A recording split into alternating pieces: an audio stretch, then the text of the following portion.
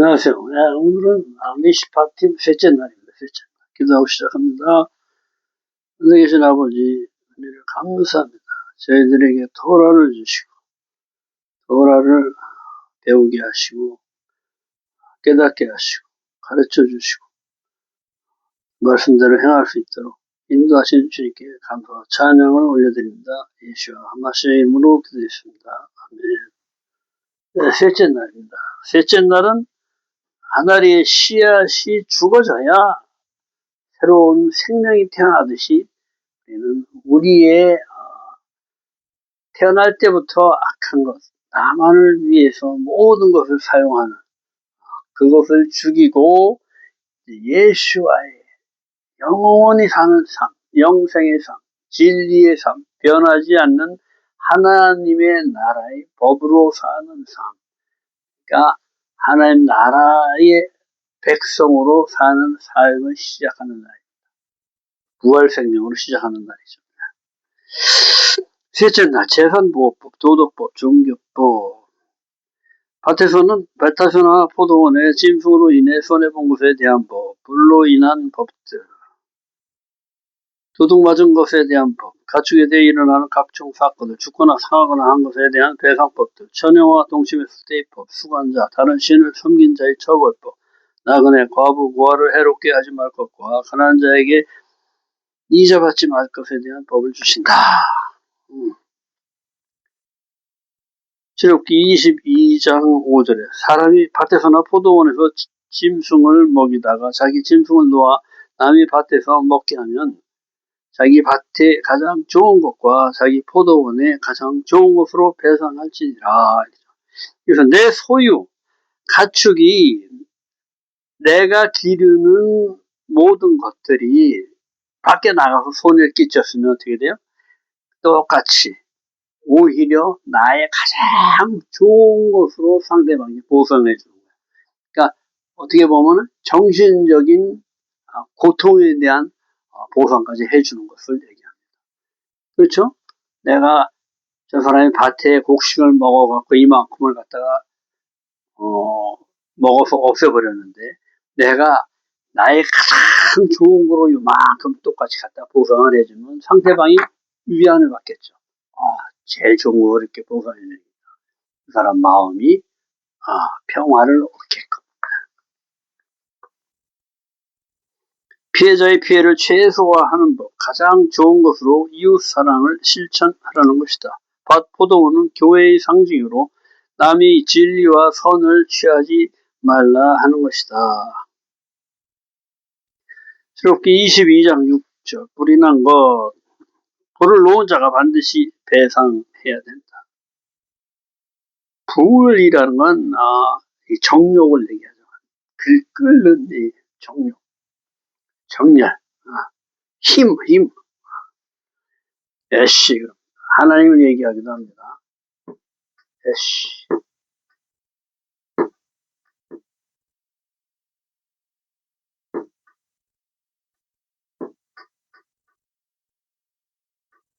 애쉬 하나님.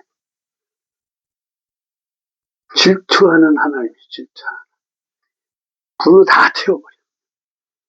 소멸시켜.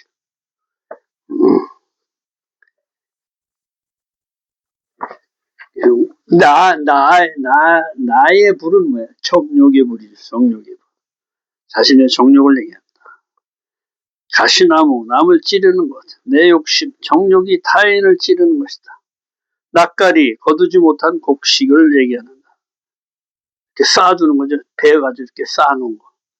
아직 내가 거둬들이지 못한 것. 우리 안에 주님이 넣어놓은 선, 이것을 태워버리는 것이다. 아직 행하지 않은 선, 이것을 다 태워버리는 것이다. 행하지 못하도록. 배상하라, 그러면 샬람, 그래서 뭐예요? 평안, 화평을 되찾아줘라, 이런 얘기를 하는 것입니다.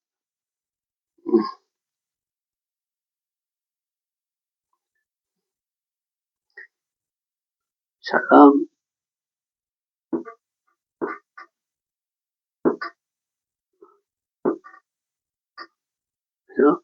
하나님의 형상과 모형을 배우고 훈련하는 진리다. 장소다. 형상을 훈련하는 사역이다. 사역도 되죠. 진리, 사역. 이 안으로 들어가라는 것이다. 출애굽기 22장 7절에 돈이나 물품을 잃어버리거나 도둑을 맞았을 시 재파장이 죄 있다는 자는 잃어버리거나 도둑 맞은 것에 갑절로 배상해 피해자의 피해를 최대한 대로 배상해 준다.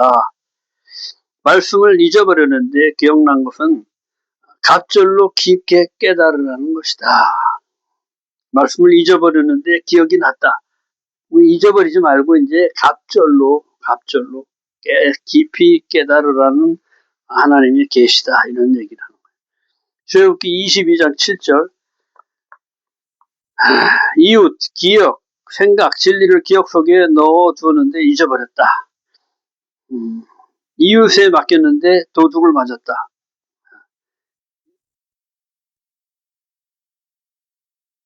기억을 찾았다.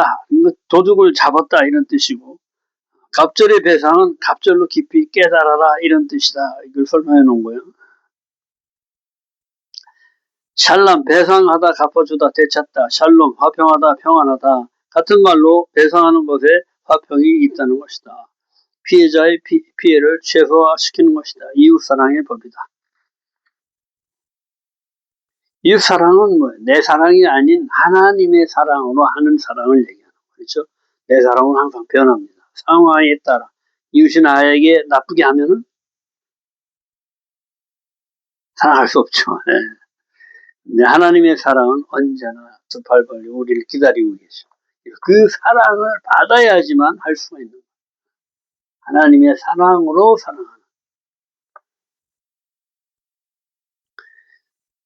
출애굽기 22장 8절 잡히지 않으면 기억나지 않으면 이 얘기를 하는 거죠. 재판장께 나아가 철저히 조사하고 진실로 뉘우쳐야 한다. 말씀 진리를 연구하고 찾아야 한다. 기억을 찾아내야 한다. 이런 뜻이다.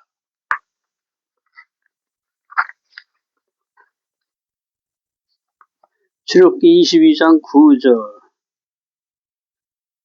어떤 잃은 물건, 즉 소나 낙이나 양이나 의복이나 또는 다른 잃은 물건에 대하여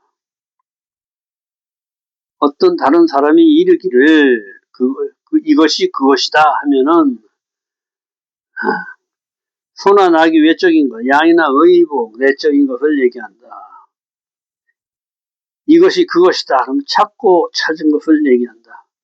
양편이 외적인 것과 내적인 것, 재판장이 죄 있다 하는 자가 갑절로 배상할 것.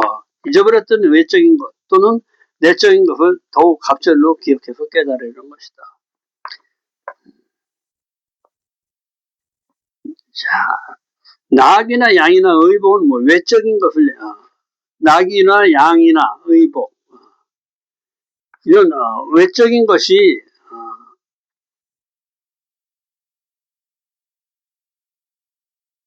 이거 잘 설명하기가 참 어렵네.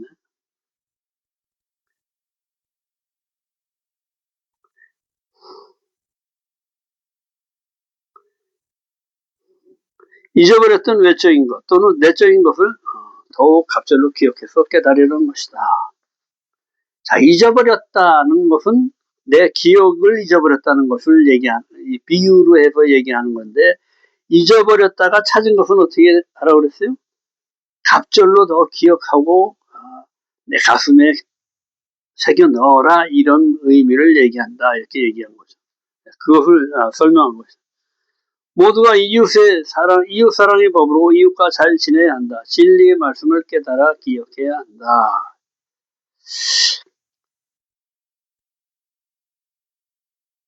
출애굽기 22장 14절 15절 이웃에게 빌려온 것이 상하거나 죽으면 배상하고 주인이 같이 있었으면 배상하지 않는다.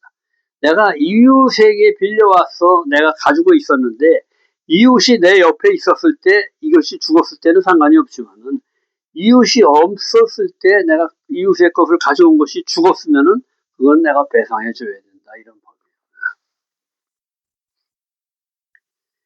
출애굽기 22장 16절 처녀를 꼬여서 동침했을 시 납배금을 지불하고 아내로 삼아야 하고 처녀의 아비가 딸을 주기 거절하면 납배금만 지불해야 한다. 딸을 사오는 풍수, 지참금 제도가 있죠. 이스라엘에서는 그래서 돈 없는 사람들은 장가가기가 힘들어. 그렇죠? 그래서 동성애가 거기서 발달한 거예요. 돈은 없고 여자를 사올 돈이 없으니까.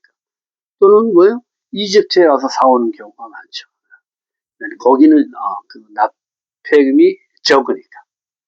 그래서 이스라엘 처녀들이 그 납폐금을 좀 낮춰줘라, 막 이렇게 탄원하기도 한다고 그러더라고요. 그런데 시집도 안 간 처녀를 꼬여서 동침했어. 그럼 어떻게 돼요? 이 납폐금을 지불하고 이 처녀를 아내로 삼아야 되는데 그 장인이나 그 시댁에서 처가에서 너 같은 놈은 필요 없다 하고 사위를 안 사는 나올 때는 어떻게 이미 벌어졌으니까 그 처벌하기보다는 납폐금만 받고 용서를 받는 그런 제도를 얘기합니다.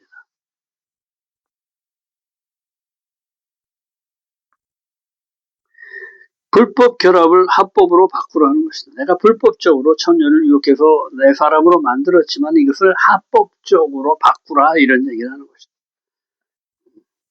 22장 10장 무구당 법과 상관없이 미래를 알아내 자기 원하는 대로 되게 하라는 것이다. 마술, 우상 숭배와 똑같은 거죠. 내가 원하는 하나님을 만드는 거예요. 마술이나 뭐든지 우상 숭배하는 거, 이런 것들은 내가 원하는 하나님을 만드는 거예요. 그러니까 내가 원하는 걸 이거 해주세요. 내가 이거 하는 거, 이거 전부 다 나를 위해서 해라 하는 거죠. 그렇죠? 또 우리도 기도할 때 조심해야 되는 것이 이 말씀에 의거해서 기도를 해야 되는데 내 사익, 내 자신을 위해서 하나님 이거 해주세요. 그리고 안 해주면은 삐지고 이런 것은 다 우상숭배나 똑같다는 거죠. 내가 하나님이 된 거예요. 하나님을 내가 부려먹는 거예요.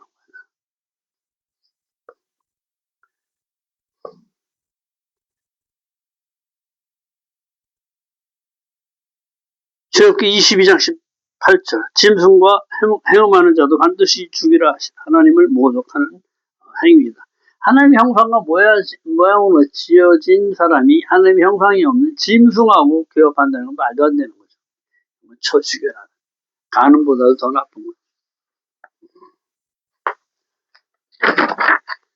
22장 19절 여호와 외에 다른 신에게 제사 지내는 자를 멸해야 한다. 그렇죠? 우상 숭배하자는 제2계명을 위반한 것이 되죠. 출애굽기 21장 24절 나그네를 압제하지 말고 학대하지 말라. 너와 같은 나그네다. 이스라엘은 나그네의 삶이에요. 그렇죠? 목축업이라는 건 일정 기간 있으면 풀이 없어지면 또 다음 곳으로 이 짐승들이 먹을 곳으로 옮겨야 되는 그런 나그네의 삶을 네가 나그네였었다는 거죠. 지금은 하나님의 복을 받아서 잘 살지는 모르지만 옛날엔 너도 나그네였다. 그래서 하나님의 진리는 항상 위에서 아래로 흐른다는 거죠. 이 아래는 뭐라고 그래요? 고아, 객, 나그네, 과부 이런 사람을 얘기하는 겁니다. 그래서 항상 주님께서 이런 사람들을 도와주라 이렇게 얘기를 하시죠. 왜? 진리는 다른 곳으로 흘린 거다. 그래서 작은 자 하나에게 한 것이 나에게 한 것이다 이렇게 얘기를 하십니다.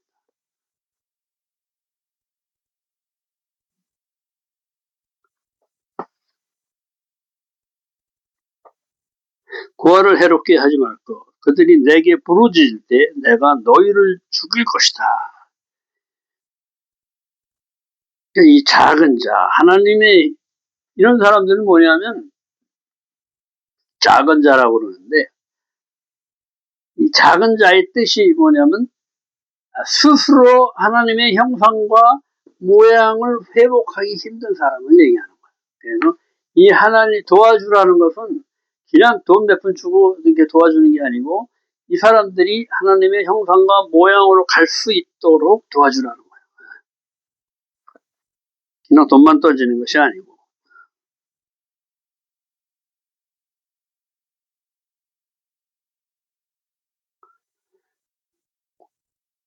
나그네 이 땅에 소망이 없는 자, 땅이 없으니까 하나님 기업이 없는 이방인 이스라엘의 옛 모습을 얘기한다. 과부, 알마나, 그래서 남편이 없으므로 하나님의 형상을 회복하기가 어려운 여자를 얘기한다. 남편이 왕과 제사장으로 공급해주고 보호해주고 예배를 하나님께 인도해야 할 이 근원이 없어져 버린 거예요. 그렇죠? 고아는 뭐예요? 아버지가 없으니까. 그것도 마찬가지로 공급자가 없어져 버린 거예요. 공급이 끊어져 하나님의 형상을 회복하기 어려운 자를 얘기한다. 스스로 하나님 형상을 회복하기 어려운 힘이 없는 자들로 이들을 도와주라는 것이다. 출애굽기 22장 25절. 너와 함께한 내 백성 중에 가난한 자, 너와 같은 내 백성, 내 형제라는 내 백성이라는 이 가난한 자 모든 사람들이 어려운 자들이 다 그 사람들도 너와 똑같은 내 백성이다. 하나님의 형상과 모양으로 지어진 나의 자녀들이다. 이 얘기를 하죠. 채권자처럼 이자 받지 마라. 형제에게 이자 받지 말라는 뜻이다. 요한일서 3장 16절. 그가 우리를 위해 목숨을 버렸으니 우리가 이로써 사랑을 알고 우리도 형제들을 위해 목숨을 버리는 것이 마땅하니라. 주님을 아버지라 하는 모두가 형제다. 우리 그리스도 안에서 그리스도를 영접한 모든 사람들은 다 똑같은 하나라는 거야. 하나. 하나님의 형상과 모양으로 하나 된 사람들. 그렇죠? 주님을 영접했다는 건 뭐예요? 주님의 형상과 모양을 내가 취했다는 거야. 하나님의 형상과 모양을 내가 취했다. 주님의 형상인 하나님의 형상과 모양을 내가 먹고 그 살을 먹고 그 피를 마시고 내가 주님의 하나님의 형상과 모양을 취했다는 것이죠. 이 사람들을 영접한 자로. 그러니까 모두가 이 하나님의 형상과 모양으로 하나 된 사람들, 똑같은 사람들이다. 주님을 아버지라 하는 모두가 형제다. 그렇죠? 주님은 아버지, 하늘에 계신 아버지하고 우리가 기도하잖아요. 저 사람도 하늘에 계신 아버지니까 뭐예요? 다 같은 형제의 자매다. 이걸 얘기하는 거죠. 22장 26절. 이웃의 옷을 저당 잡으면 해지기 전에 돌려보내라. 이스라엘 사람이 겉옷은 두꺼운 겨울에 입을 역할을 하는 평생 한두 벌 입는 옷으로 밤에 잘 때 옷이 없어 사막의 추운 밤에 날씨에 얼어 죽을 수 있기 때문이다. 가난한 자들이 나그네의 삶이라는 게 그런 거죠. 그러니까 그것을 네가 저당 잡아서 죽지 않게 해라 이런 얘기를 하시는 거예요. 내일은 또 넷째 날입니다. 오늘 수고 많으셨습니다.